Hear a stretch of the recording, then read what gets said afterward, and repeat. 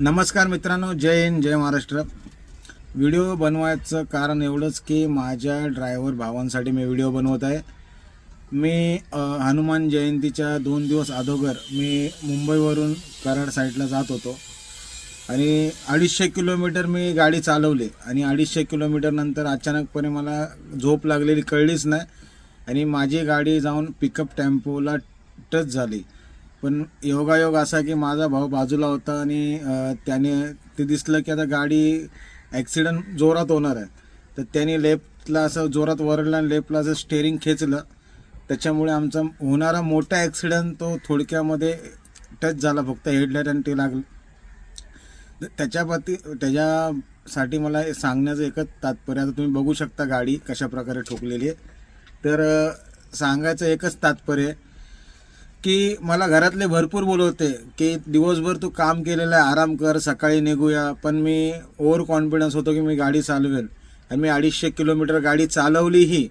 पण मला अचानकपणे रनिंग गाडी चालवता चालवता डोळे बंद झाले माझे 3 ते 4च्या दरम्यान। ती साखर झोप असते, त्याच्यामुळे माझी सगळे जे कोणी ड्रायव्हिंग करतात नाईटला, कृपया तुम्ही आराम करूनच ड्रायव्हिंग करा, रिस्क घेऊ नका। आपण एकटे गाडीबरोबर नसतो, आपल्याबरोबर पॅसेंजर असतात किंवा जो प्रायव्हेट कार घेऊन जातो त्याच्यावर त्याची फॅमिली असते। प्रत्येकाची काळजी आपल्या जिम्मेदारीवर असते, आपल्या ड्रायव्हिंगवर असते। कोणत्याही प्रकारचे रिस्क घेऊ नका।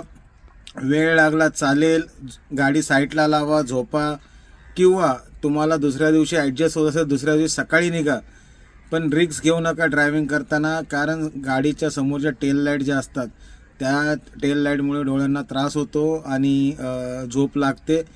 आमचं नशीब एवढं चांगलं आहे, हनुमानांचा आशीर्वाद होता आमच्यावर, आम्ही हनुमान जयंतीला जात होतो, आम्ही मरता मरता वाचलेलो आहे।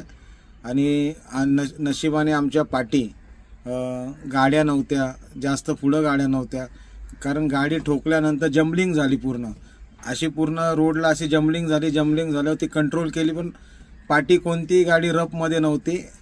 त्यामुळे पाठी गाडी असती तर त्यांनी येऊन आम्हाला ठोकलं असतं, त्यांचंही नुकसान झालं असतं, त्यांचंही ॲक्सिडेंट झालं असतं।